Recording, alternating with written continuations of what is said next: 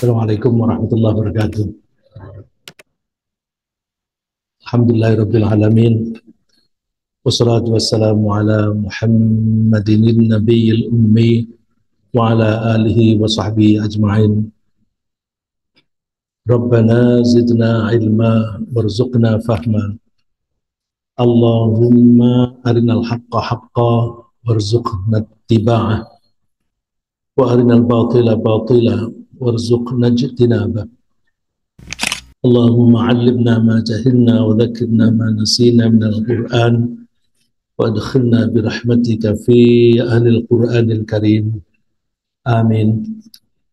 Bapak-bapak, ibu-ibu dan saudara-saudara sekalian, baik yang hadir di Masjid Syuhada Rawamangun maupun yang berada di tempat masing-masing yang mengikuti kajian ini melalui Zoom.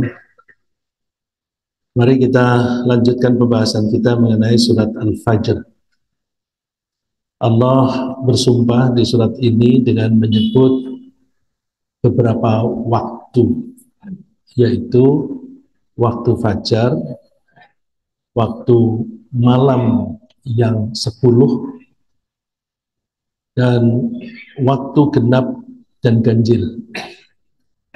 Dan juga Allah menyebut waktu malam hari. Allah bersumpah ini untuk meyakinkan bahwa Allah itu selalu mengawasi kita. Di sumpah ini, isi sumpahnya adalah A'udzubillahi minasyaitonirrajim, Inna rabbaka labil mirsad. Sungguh Tuhanmu itu selalu dalam keadaan mengawasi. Jadi kita diingatkan oleh Allah, waktu berjalan, kita hidup meniti waktu, dan waktu yang diberikan oleh Allah kepada kita itu terbatas. Nanti suatu saat kita pasti akan berhenti hidup ini. Oleh karena itu Allah wanti-wanti dengan bersumpah menyebut waktu ini supaya kita memanfaatkan waktu ini dengan sebaik-baiknya. Pada pertemuan yang lalu kita sudah menyebut waktu fajar dan 10 malam. Dua-duanya itu penting sekali, dan kemudian Allah menyebut yang ketiga, di ayat yang ketiga, waktu yang genap dan ganjil. A'udzubillahi minasyaitonirrajim. Bismillahirrahmanirrahim. Wal fajri wa layalin 'ashri wasyaf'i wal watr. Wasyaf'i, dan demi yang genap, wal watri, dan demi yang ganjil. Karena di dua ayat yang pertama itu menyebutkan waktu, yaitu fajar dan malam hari, dan di ayat berikutnya, di ayat keempat, Allah menyebut waktu malam. Maka para ahli tafsir, dalam hal ini saya mengutip tafsir Al-Munir yang ditulis oleh Profesor Dr. Wahbah Az-Zuhairi, para ahli menyebutkan yang genap ini yang dimaksud adalah waktu atau tanggal genap dari 10 hari pertama bulan Dzulhijjah. Di antara 10 hari pertama di bulan Dzulhijjah ada 1 hari yang genap, yang merupakan hari perayaan bagi kita, yaitu Idul Adha. Idul Adha itu pada tanggal 10 Dzulhijjah pada tanggal genap. Wal watri, sedangkan yang ganjil, puncak di 10 hari pertama Dzulhijjah adalah hari yang ke-9, hari ganjil, yaitu hari Arafah. Jadi kenapa para ahli tafsir mengartikan wasyaf'i wal watr ini sebagai tanggal 10 Dzulhijjah dan tanggal 9 Dzulhijjah, pertimbangannya karena dua ayat yang pertama itu menunjukkan waktu, sedangkan di ayat yang keempat juga menunjukkan waktu. Maka yang genap dan ganjil ini juga tentu menyebutkan menunjukkan waktu. Tapi lagi ini kan tafsir, penafsiran dari kita manusia, dan kita mengikuti para ahlinya, yaitu orang-orang yang memiliki ilmu memadai untuk menafsirkan. Saya hanya sekedar menyampaikan apa yang mereka kemukakan. Pada hari Arafah, hari ganjil, Allah mengistimewakan hari itu karena haji tidak sah kecuali kalau orang yang haji melaksanakan wukuf di Arafah. Jadi kalau ada orang misalnya pergi haji mulai dari awal Dzulhijjah, tapi pada tanggal 9 Arafah, pada 9 Dzulhijjah itu dia entah kemana, dia tidak berada di padang Arafah, maka hajinya tidak sah. Oleh karena itu, hari Arafah itu penting sekali, karena itulah yang menentukan sahnya salah satu yang utama, salah satu yang paling utama untuk menentukan sahnya haji. Karena Rasulullah menyebutnya al-hajju Arafah. Haji itu ya Arafah. Padahal wukuf di Arafah itu tidak harus dilaksanakan dalam satu hari penuh. Dalam beberapa menit saja, asal para jamaah haji itu berada di situ antara zuhur dan asar. Maka itu namanya wukuf. Karena wukuf itu artinya berdiam. Berada di tempat itu namanya wukuf. Ya. Maka itu sah. Membaca apa doa atau tidak, ya, bertasbih atau tidak, nggak masalah. Bahkan sadar atau tidak, nggak masalah. Jadi misalnya orang yang sedang pingsan dibawa ke situ, yang penting badannya berada di situ. Saking pentingnya wukuf di Arafah. Rasulullah menyebut keistimewaan hari Arafah. Bagi orang yang tidak pergi haji, maka kita dianjurkan berpuasa di hari Arafah. Pahalanya besar dibanding dengan puasa sunnah yang lain. Karena orang yang puasa di hari Arafah, Allah akan mengampuni dosa-dosanya 1 tahun yang lalu dan 1 tahun yang akan datang. Ini yang kita sulit memahami, bagaimana kita punya dosa di 1 tahun yang akan datang, tapi Allah sudah mengampuni sekarang. Sabda Nabi, man shoma yauma arafata ghufira lahu sanatan, mohon maaf, man shoma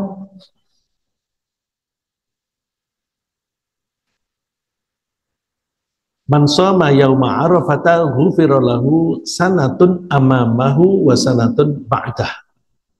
Siapa yang berpuasa pada hari Arafah, maka diampuni bagi dia 1 tahun yang sudah lalu dan 1 tahun setelah itu. Ya, 1 tahun di depan dan 1 tahun di belakang. Tapi tentu dosa-dosa yang dilebur atau yang diampuni dengan amal yang sedikit semacam ini adalah dosa-dosa kecil, tidak termasuk dosa besar. Ya. Dosa berzina misalnya itu tidak diampuni karena puasa pada hari Arafah. Yang diampuni adalah dosa-dosa kecil saja, karena dosa besar hanya diampuni oleh Allah kalau kita bertaubat. Tanpa taubat, dosa besar tidak diampuni. Dosa kecil itu seringkali diampuni dengan berbagai kegiatan ibadah. Seperti misalnya kita sholat zuhur dan asar. Dosa antara zuhur dan asar akan diampuni oleh Allah kalau kita rajin melaksanakan sholat itu. Misalnya lagi kita tuh puasa di bulan Ramadan, maka dosa kita dalam 1 tahun yang sudah lalu akan diampuni oleh Allah. Tapi dosa besar itu harus dengan taubat. Kalau kita bersedia menghindari dosa-dosa besar, itu pun dosa-dosa kecil akan diampuni oleh Allah. Jadi kalau kita berusaha untuk meninggalkan atau tidak melakukan dosa-dosa yang besar, maka yang kecil-kecil oleh Allah diampuni. Itu karena rahmat Allah kepada kita. Dan para ulama mencoba menjelaskan yang dimaksud dengan mengampuni dosa yang akan datang itu bagaimana. Karena kalau ini tidak difahami dengan baik, kita bisa ceroboh. Kita puasa pada 1 hari Arafah, terus 1 tahun berikutnya kita melakukan dosa-dosa kecil. Allah sudah diampuni, Allah aku sudah diampuni. Akhirnya justru malah banyak dosanya. Oleh karena itu, para ulama mencoba menjelaskan bahwa yang dimaksud dosa-dosa 1 tahun yang akan datang itu, bahwa Allah akan membantu kita dengan semangat untuk meninggalkan dosa-dosa kecil di 1 tahun yang akan datang. Jadi kalau yang sudah kelewat, ya sudah, kemudian diampuni. Nah, 1 tahun yang akan datang itu Allah membantu kita dengan semangat meninggalkan dosa-dosa kecil, sehingga dosa kecil yang kita lakukan di 1 tahun yang akan datang itu menjadi makin sedikit. Kemudian ada juga yang mengartikan yang genap dan yang ganjil itu sholat malam. Sholat malam itu ada yang genap, ada yang ganjil. Yang genap adalah yang dua, artinya 2 rakaat, kemudian ditutup dengan 1 rakaat yang ganjil. Ada seseorang yang bertanya kepada Rasulullah SAW tentang sholat malam. Anna rajulan sa'ala Rasulullah SAW an sholatil layli. Faqala Rasulullah SAW, sholatul layli mathna mathna. Fa'idha khushita subha fa'autir biwahidah.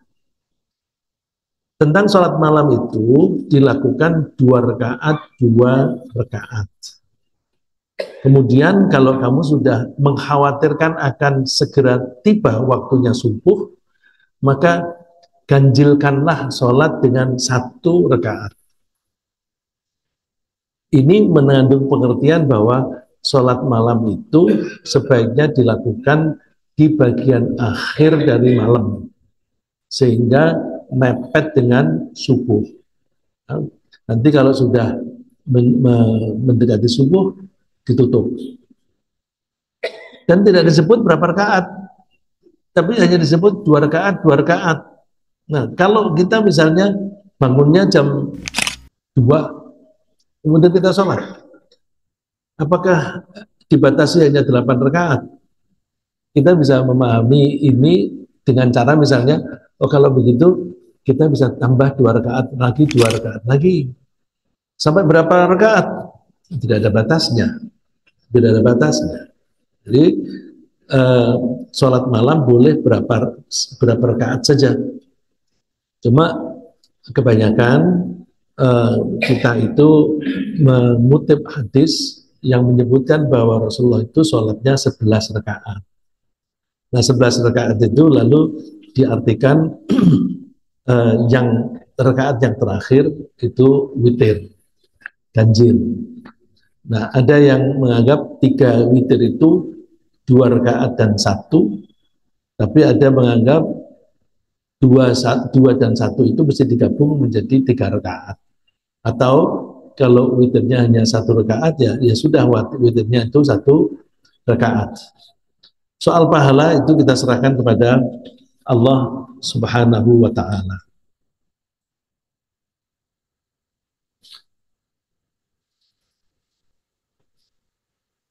Namun, mana lebih baik, sholat malam itu sebelum tidur atau setelah tidur?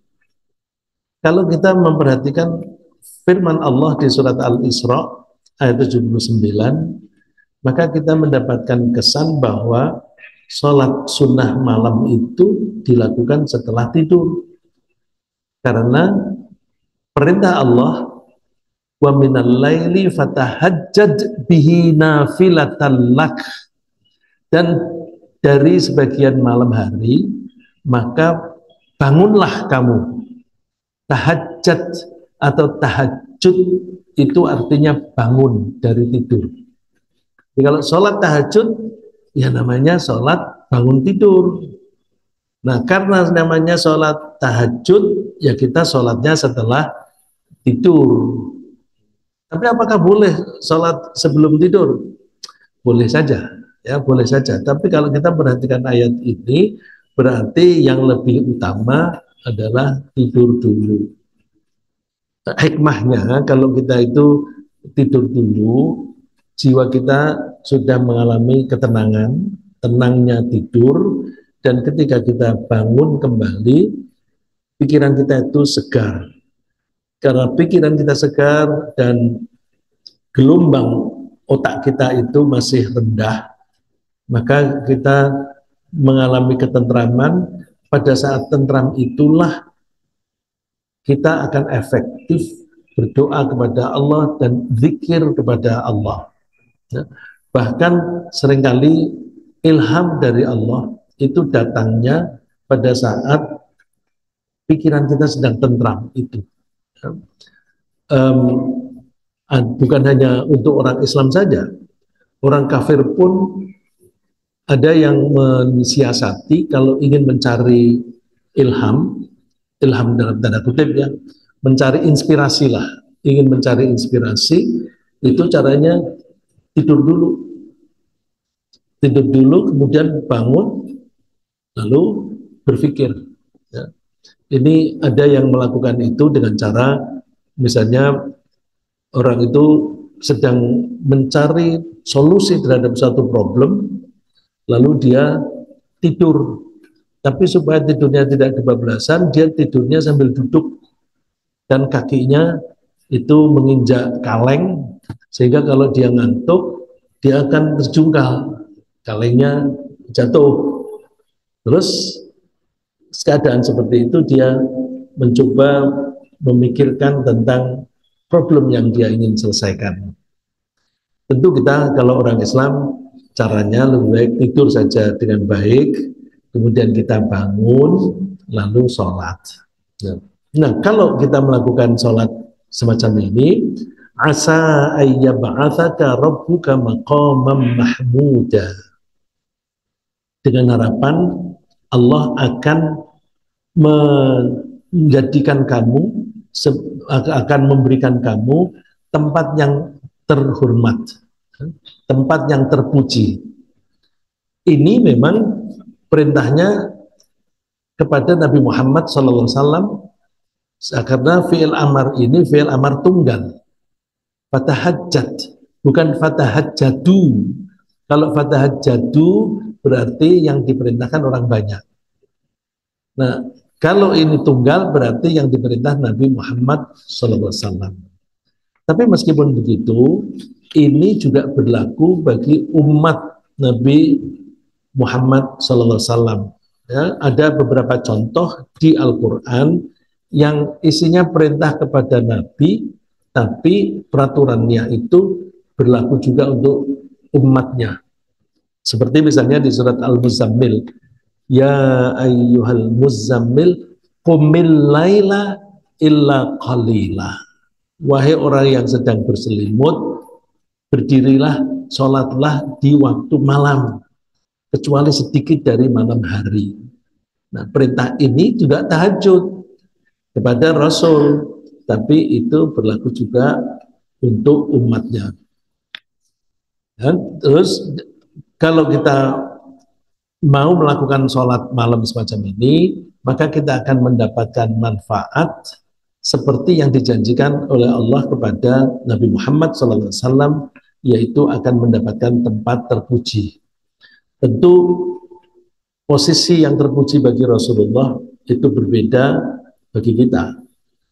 Untuk Rasulullah, posisi yang terpuji itu adalah diberinya Rasulullah itu otoritas untuk memberi syafaat kepada umat manusia.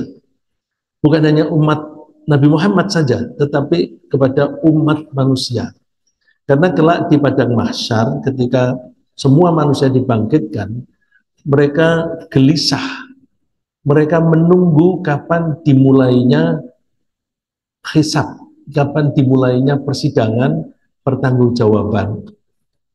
Karena mereka gelisah, maka mereka mencari orang yang bisa memohon kepada Allah supaya segera dimulai hisab itu. Kenapa semua orang pada gelisah? Bukankah di antara orang-orang itu ada yang calon penghuni surga dan ada calon penghuni neraka? Meskipun mereka itu calon penghuni neraka, mereka itu gelisah. Mereka harap-harap cemas. Ya, padanannya kira-kira. Kalau kita misalnya ujian, dan kita menyadari bahwa kita tidak bisa menyelesaikan ujian itu dengan baik, tapi tetap saja kita menunggu pengumuman ujian itu dengan deg-degan. Lulus nggak ya saya ya? Diterima apa enggak ya saya?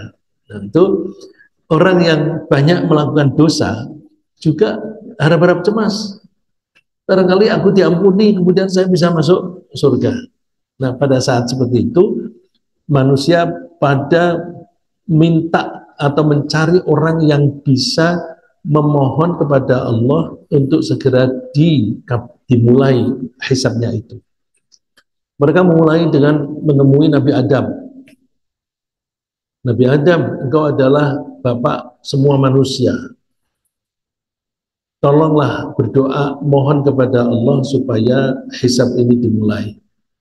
Jawab Nabi Adam, aku tidak bisa, karena aku pernah melakukan kesalahan, yaitu makan bagian dari pohon yang dilarang.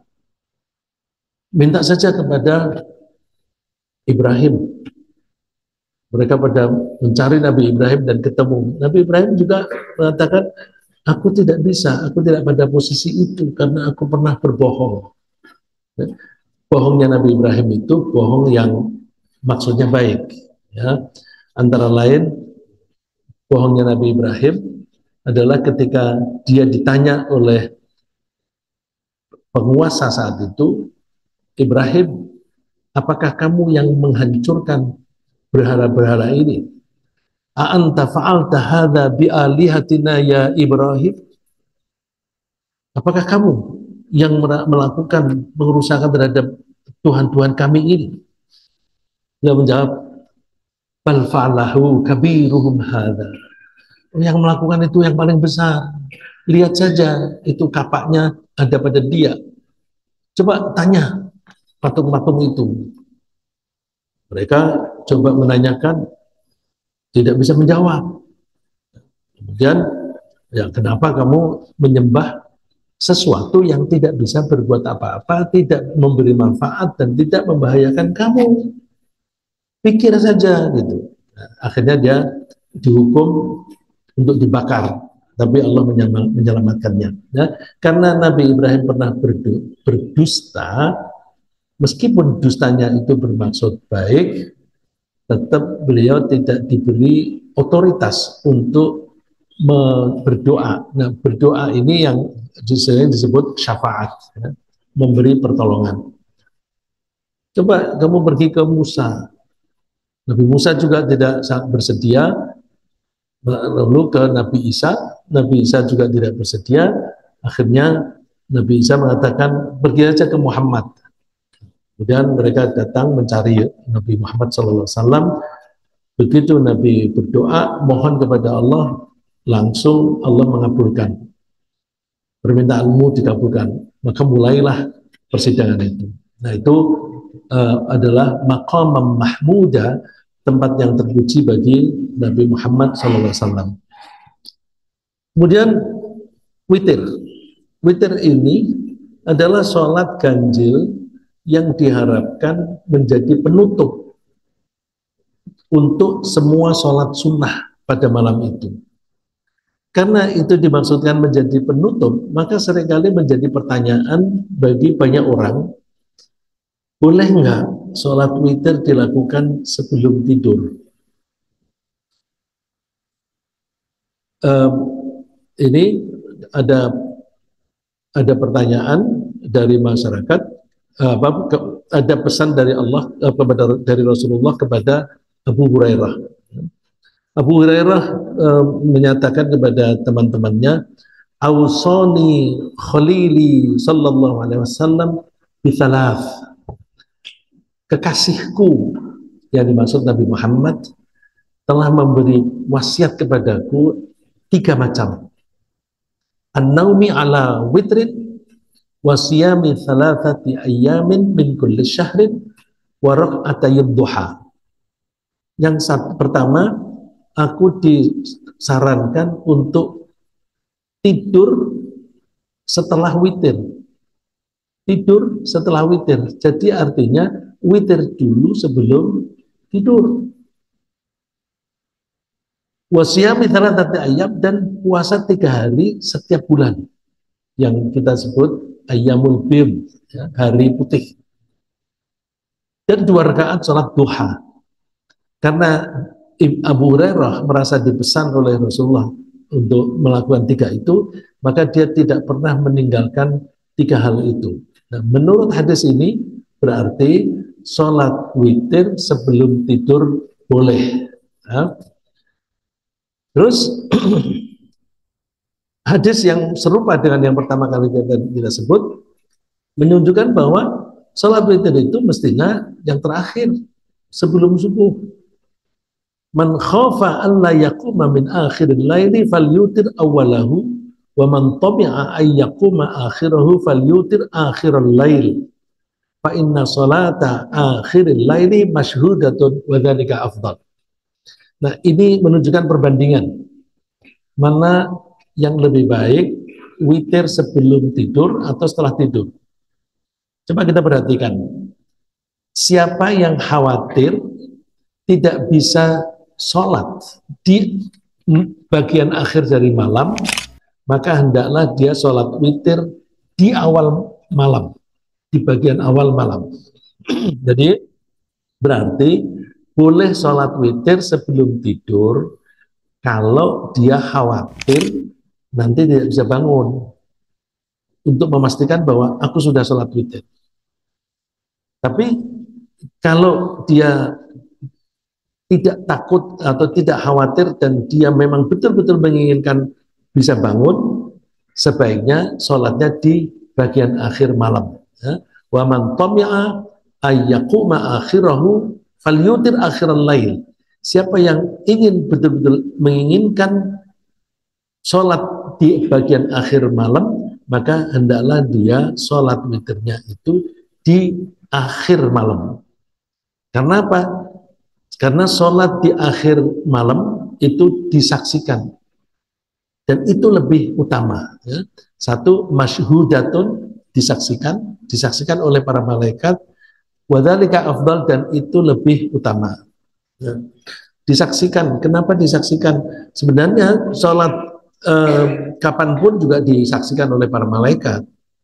Cuma kalau sholatnya itu mepet dengan subuh, itu lebih banyak malaikat yang menyaksikan. Karena malaikat itu bekerjanya pakai shift, pakai pergantian. Ada malaikat yang bertugas siang hari dan ada yang bertugas malam hari. Yang bertugas siang hari itu pergantiannya di waktu sholat asar, dan pergantian mereka yang malam hari itu nanti berakhir sampai subuh. Oleh karena itu orang yang sholat subuh tepat waktu, mereka akan disaksikan oleh dua kelompok malaikat. Malaikat yang bertugas malam belum meninggalkannya, dan malaikat yang bertugas siang hari itu sudah datang. Ya, kalau ibaratnya kalau kita bekerja di toko sebagai pelayan toko, itu kalau ada shift kan nanti ada pertukaran informasi. Oleh karena itu mesti ada saat-saat bertemunya petugas sebelum dan sesudah shift tadi. Nah, malaikat juga demikian. Dan demikian kalau kita sholatnya itu mepet subuh, nanti dua kelompok malaikat ini sedang menyaksikan kita. Nah, itu sebenarnya intinya pada subuh. Karena mereka pergantiannya di waktu sholat subuh yang tepat waktu, maka sholat witir yang mepet dengan subuh itu juga ikut disaksikan. Bagaimana perilaku para sahabat? Para sahabat itu perilakunya beda-beda. Dan kita bisa melihat apakah sahabat satu dan yang lain itu lebih baik. Ternyata Rasulullah tidak menyalahkan satupun di antara mereka. Dua sahabat yang sangat dekat dengan Rasulullah adalah Abu Bakar dan Umar. Ini Abu Qatadah bercerita bahwa annan Nabi sallallahu alaihi wasallam qala li Abi Bakar mata tutir.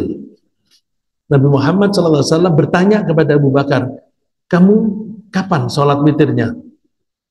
Lalu Abu Bakar menjawab, utiru min awalil lail. Aku sholat witir di bagian awal dari malam. Jadi sebelum tidur Abu Bakar sudah sholat witir. Wa qala li Umar, mata tutir. Kamu Umar, kamu sholat witir kapan? Qala akhir lail, di bagian akhir malam. Dua-duanya dipuji oleh Rasulullah. Faqala li Abi Bakar akhadha hadha bil hazm.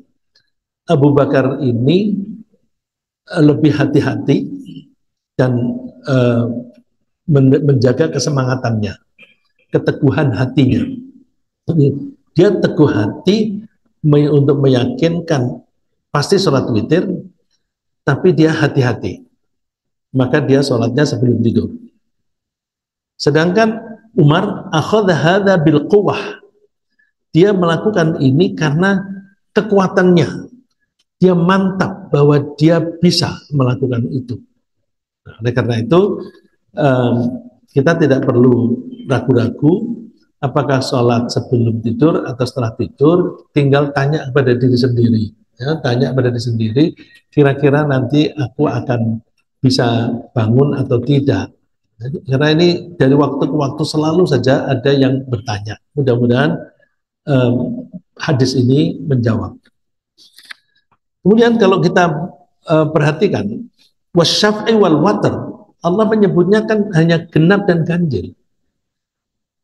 Tadi saya sebutkan bahwa para ulama mengartikan genap dan ganjil itu kaitannya dengan waktu. Karena ayat sebelumnya menunjukkan waktu dan ayat berikutnya juga menunjukkan waktu. Maka diartikan yang genap itu Idul Adha, yang ganjil adalah Arafah. Tapi kalau melihat kata atau lafalnya, itu hanya genap dan ganjil. Nah, coba kita perhatikan bahwa genap dan ganjil itu sama-sama pentingnya. Coba kita perhatikan firman Allah mengenai penciptaan alam raya ini. Awalam yaral ladzina kafaru anna as-samawati wal arda kanata ratqan fafataqnahuma wa ja'alna minal ma'i kulla syai'in hayy afala yu'minun. Apakah orang-orang kafir itu tidak mengetahui bahwa langit dan bumi itu tadinya satu kesatuan, kemudian kami pisahkan, fafataqnahuma, kami memisahkan langit dan bumi. Nah, ini yang orang suka mengaitkan bahwa pemisahan ini melalui Big Bang, ledakan yang dahsyat. Tapi Big Bang itu teori dari ilmuwan yang mencoba merunut ke belakang, merestrukturisasi kira-kira kejadian alam itu kayak apa. Lalu ketemulah Big Bang. Apakah ayat ini artinya Big Bang? Kita tidak tahu. Cuma kalau saya membaca tulisan Profesor Baikuni, kalau ada teori yang ditemukan oleh manusia, apakah dia Muslim atau tidak, kalau teori itu bersesuaian dengan Al-Quran, maka kita bisa pakai, tetapi tidak dengan keyakinan bahwa pasti artinya ini, ya, karena Al-Quran turun duluan. Tapi kita bisa menggunakan itu sebagai perbandingan. Tapi kalau teori itu bertentangan, maka kita tidak boleh memakai meskipun itu berdasarkan research. Karena research itu bisa juga hasilnya salah. Wa ja'alna minal ma'i kulla syai'in hayy afala yu'minun, dan kami menciptakan segala yang hidup itu dari air. Apakah mereka tidak percaya? Nah, ini menunjukkan bahwa alam raya ini kejadiannya dimulai dengan sesuatu yang ganjil, satu kesatuan, kemudian dibelah. Dan Allah menciptakan pembelahan ini terus-menerus. Misalnya kejadian manusia, ketika ada sperma dan ovum bertemu, terjadilah konsepsi, setelah itu lalu membelah diri. Satu menjadi dua, masing-masing dari dua itu membelah menjadi dua lagi, masing-masing berbelah lagi. Jadi berarti ganjil dan genap itu sama-sama pentingnya. Dan karena ada pembelahan, maka terjadilah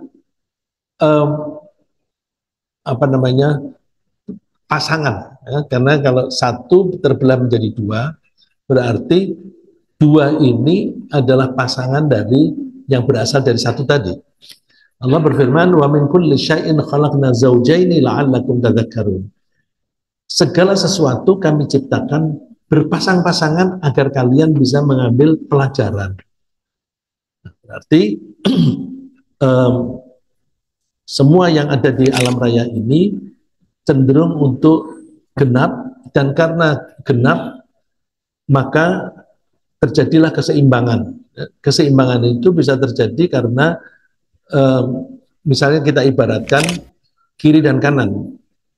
Kalau terbelah dua, satu terbelah dua, yang satu di kanan, yang satu di kiri, nanti masing-masing berbelah lagi, maka jumlah yang ada di kanan akan sama dengan jumlah yang ada di kiri.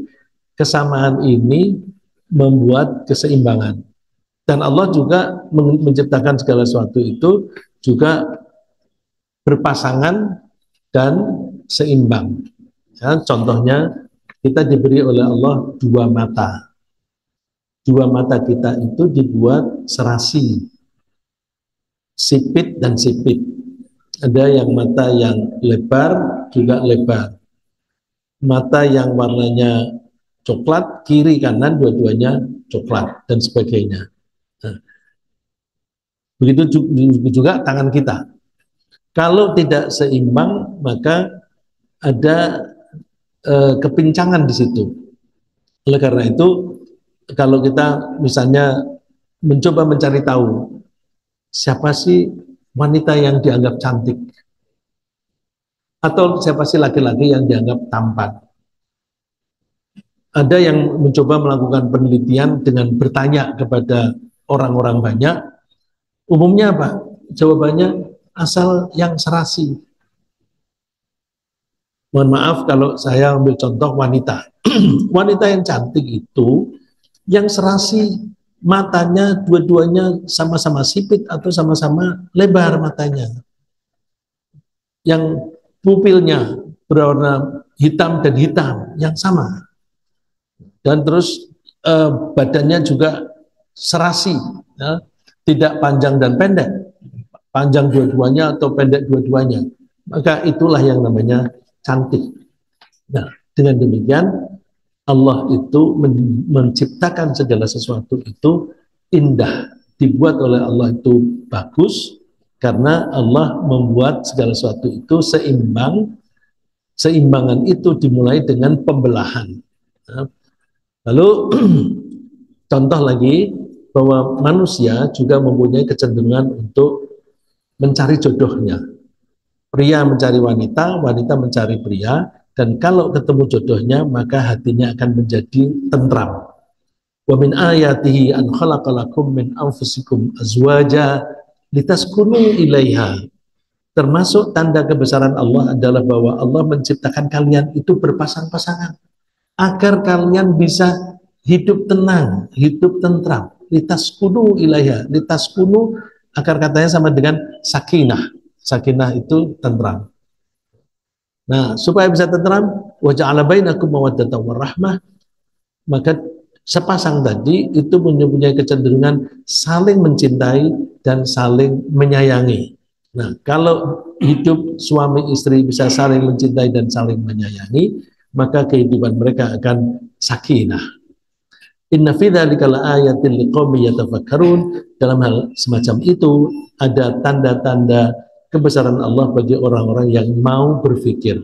Ya, saya kira sementara kita pembahasan ini sampai di sini dulu untuk memberi kesempatan kepada kita semua untuk diskusi, apakah berupa komentar atau informasi tambahan atau pertanyaan. Silakan.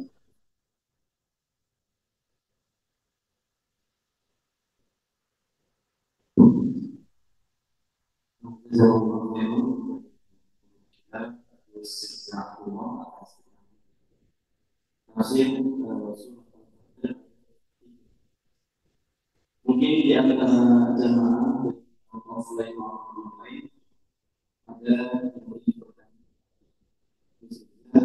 di sana.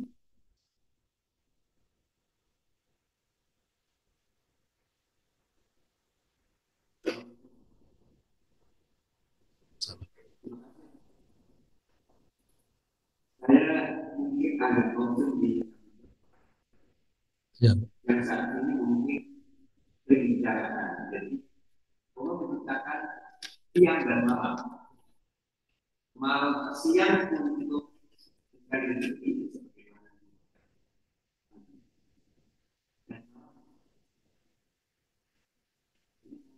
ada sebagian masyarakat yang melakukan usaha di malam, bahkan sampai 24 jam. Kira-kira pandangan Pak Ustaz gimana melihat seperti itu ya?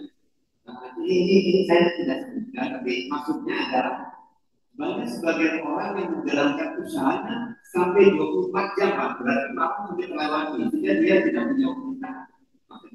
Nah, apakah itu gimana cara pandangan kita sebagai muslim? Apakah itu menjadi melawan ketentuan dari Allah Subhanahu Wa Taala? Karena waktunya menjadi bahkan itu sholat malam itu salah satu hal. Yang berikutnya masalah tadi dinyatakan di dalam ayat 29, masalah nafilah. Nafilah itu tambahan. Dan satunya adalah nafilah di dalam Quran Al-Qur'an, yaitu masalah tambahan nafsu itu adalah merupakan tambahan juga. Jadi saya pikir mungkin saya kepada menggunakan malam hari tanpa usaha. Nah, ini bagaimana pandangan? Terima kasih Pak. Bapak ini ilmunya banyak. Jadi saya menduga Bapak ini sudah tahu jawabannya, tetapi bertanya supaya jawabannya itu di-share, gitu ya Pak ya. Jadi begini, kalau bekerja siang dan malam, kita pegang dulu. Apakah dilarang bekerja di malam hari? Kita pegang namanya syariah itu kan perintah dan larangan. Ya, syariah itu perintah dan larangan. Yang boleh memerintah dan melarang hanya Allah. Konsekuensinya, yang boleh mengatakan wajib dan haram hanya Allah. Yang boleh mengatakan halal dan haram hanya Allah. Sehingga kalau ada orang yang menghalalkan yang haram atau mengharamkan yang halal, dia murtad, dia menjadi kafir karena dia tidak mengikuti syariat dari Allah. Nah, itu yang menyebabkan belakangan ini menjadi orang ribut mengenai musik halal atau haram. Itu, tapi saya tidak ingin membahas tentang musik, ya. bahwa kita jangan mengharamkan yang Allah dan Rasul-Nya tidak melarang. Kita jangan mewajibkan yang Allah dan Rasul-Nya tidak perintah. Kalau Allah dan Rasul-Nya tidak memerintah dan tidak melarang, itu berarti kita boleh memilih. Itu hadisnya jelas. Ya, jadi kalau ada yang halal itu jelas, innal halala bayyin wa innal harama bayyin. Halal itu jelas, haram itu jelas. Kalau Allah dan Rasul-Nya itu diam, maka tidak usah dicari-cari. Ya, contohnya misalnya ada seorang sahabat makan dob. Ya, makan dob itu binatang padang pasir yang suka sembunyi di dalam pasir. Itu ada Khalid bin Walid makan demonstratif di depan Rasulullah SAW. Rasulullah diam. Berarti kan Rasulullah tidak melarang, tidak memerintah. Nah, itu jangan dipermasalahkan. Nah, orang berpendapat bahwa berarti halal. Tapi Rasulullah kok tidak mau. Tidak maunya Rasulullah jangan diartikan larangan. Ya, Rasulullah tidak mau itu karena tidak punya selera untuk itu.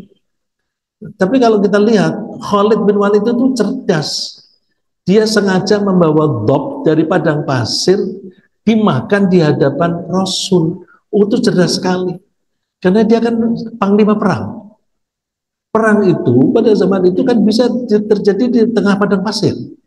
Di tengah padang pasir kan binatang buruan mungkin tidak ada, pepohonan nggak ada. Makan apa? Adanya ada dob. Apakah tentaranya dibiarkan mati kelaparan? Terus dia bertanyanya dengan cara demonstratif, makan di depan Rasulullah, dibiarkan. Itu membuat dia tenang. Nanti kalau terpaksa di padang pasir nggak ada makanan kecuali dob, makan aja.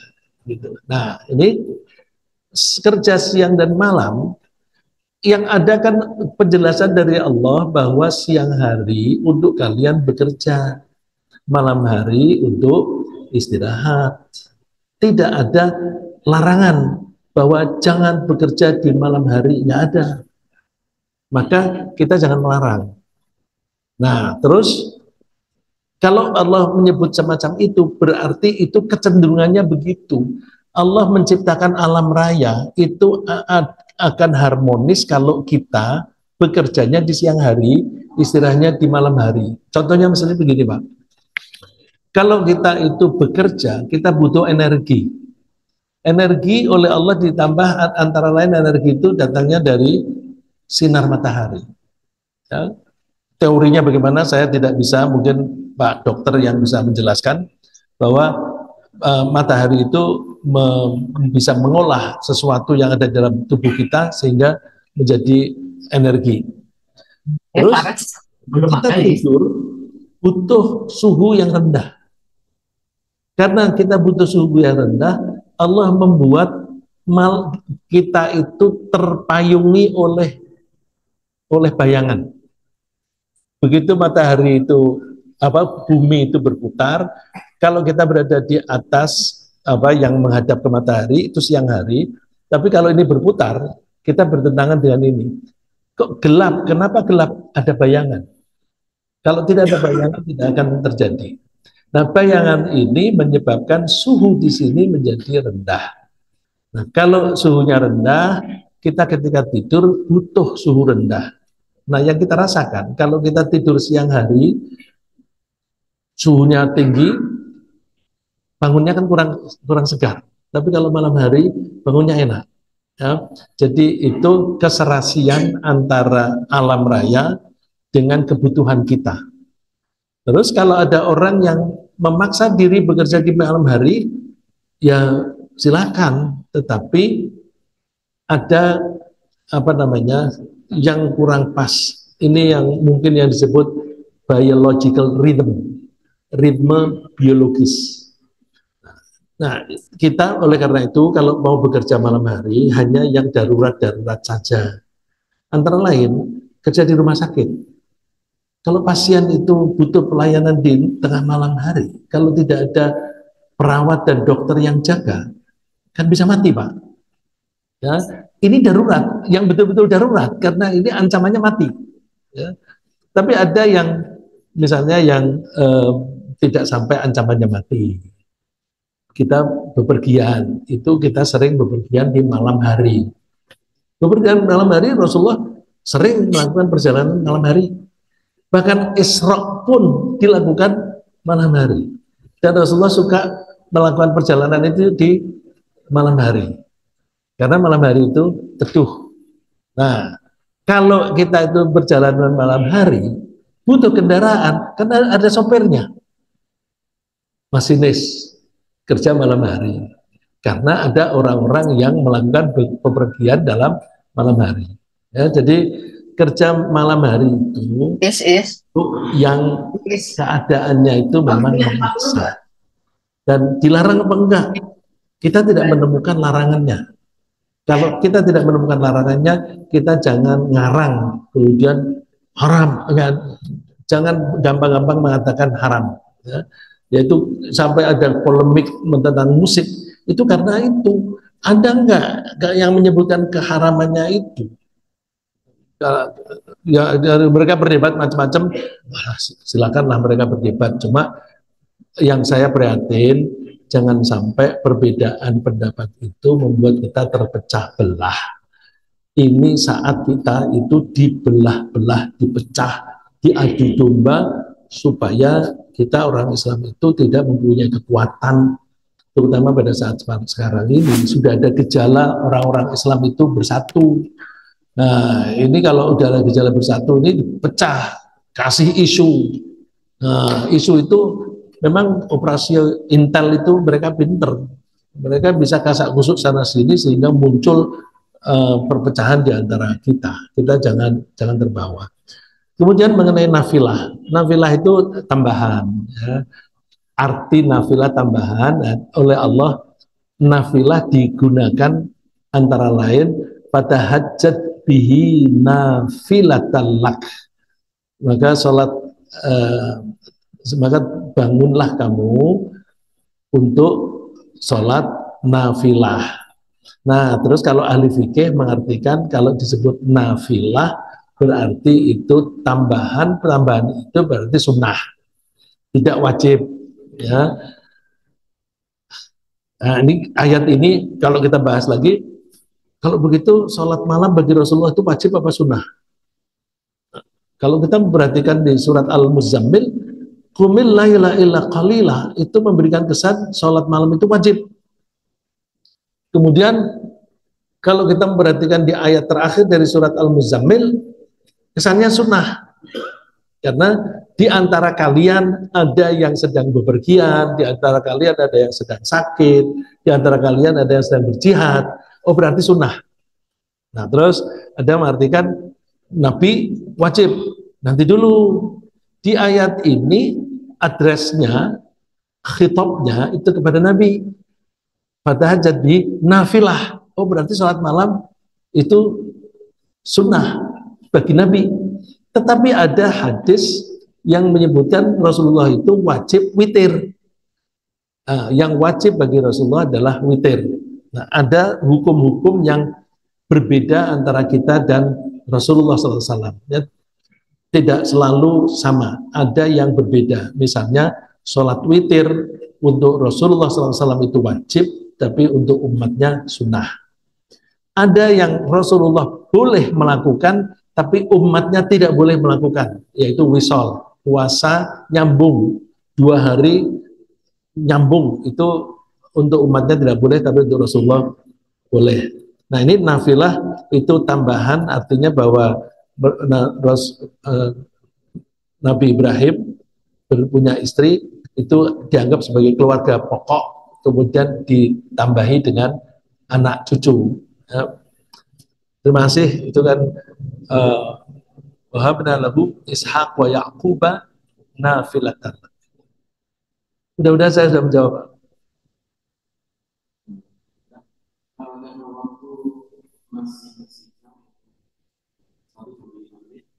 izin pertanyaan dari Zoom. Pertanyaan dari Bapak Fadil. Nah, mungkin masih berkaitan dengan tadi lanjutannya. Ustaz, untuk doa sholat malam, apakah dibaca sesudah sholat tahajud atau setelah sholat witir? Ini kalau saya kok cenderung tinggal Bapak pilih misalnya witirnya itu sudah mepet subuh, terus bacanya eh, setelah sholat malam sebelum witir, itu kan apa bisa dilakukan itu. Tapi kalau habis sholat witir masih punya waktu yang panjang sampai dengan subuh, ya ya silakan gitu. Pak, saya kok cenderungnya pilih yang fleksibel semacam itu, Pak Fadil. Ya. Mana lebih afdol, yang lebih banyak pahalanya, itu kita serahkan kepada Allah lah. Ya. Tapi namanya doa itu kapan saja itu bagus kita lakukan. Um, terutama kalau sholat itu ya, sholat kemudian berdoa di bagian akhir dari sholat. Nah, itu ada pemahaman bahwa doa itu dilakukan di bagian akhir dari sholat, berarti masih di dalam sholat sebelum salam. Tapi ada yang memahami yang namanya duburo kulil maktubah. Dubur itu bagian belakang dari sholat wajib, itu doanya setelah salam. Itu perbedaan pemahaman. Jadi kalau perbedaan pemahaman jangan berantem, karena orang yang mengartikan bagian belakang itu sebelum salam, lalu mereka menganggap bahwa berdoa setelah salam itu tidak ada. Dalilnya hadis yang sama, cuma pemahamannya berbeda. Nah, kalau pemahamannya berbeda itu penafsiran. Kalau beda penafsiran kita nggak usah berantem, ya. Karena kata dubur dari hadis Nabi itu ada yang menunjukkan setelah salam, ada yang menunjukkan sebelum salam. Jadi kalau begitu, ya fleksibel saja gitu. Ya fleksibel saja, nggak usah. Pokoknya yang tidak sesuai dengan pemahaman saya salah, nggak usah begitu. Ya, jadi oleh karena itu, karena di masjid kita ini kan campur ya, ada kalanya imam kita itu berdoa bersama setelah salam. Itu ya udah berdoa saja, karena itu pengertian dubur. Dubur itu bagian belakang. Kalau kubul bagian depan. Kalau itu dikaitkan dengan manusia, lubang belakang, lubang depan. Tetapi kalau dikaitkan dalam sholat, itu artinya di bagian belakang dari sholat. Nah, kata dubur sholat itu ada hadis yang menunjukkan setelah salam, ada yang menunjukkan sebelum salam. Nah, oleh karena itu, kalau kita melihat seperti itu, kan bisa saja diartikan dua-duanya. Tapi ada yang memahami doa itu mesti sebelum salam, setelah salam hanya zikir. Nah, itu pemahaman. Nah, kalau pemahaman kita boleh berbeda, jadi nggak usah berantem supaya kita di masjid ini rukun. Ada yang membaca doa setelah salam, ada yang tidak membaca, dua-duanya baik.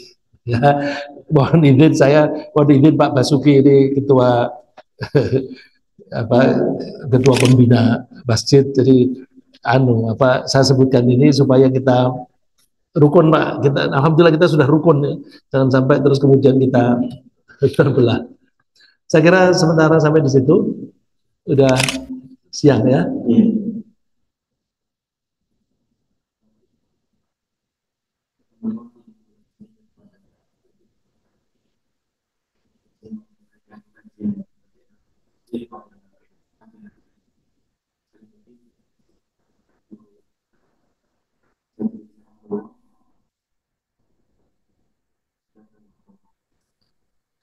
Baik, kita akhiri dengan harapan mudah-mudahan Allah makin menguatkan iman kita, dan iman selalu bersemayam di hati kita sepanjang masa, sehingga kapanpun Allah memanggil kita, kita akan mengakhiri hidup kita dalam keadaan iman dan dengan husnul khatimah. Subhanallahumma bihamdika asyhadu an la ilaha anta astaghfiruka wa atubu ilaik. Assalamualaikum warahmatullahi wabarakatuh. Waalaikumsalam warahmatullahi wabarakatuh. Terima kasih Pak Rika. Terima kasih Bu atas kehadirannya. Assalamualaikum.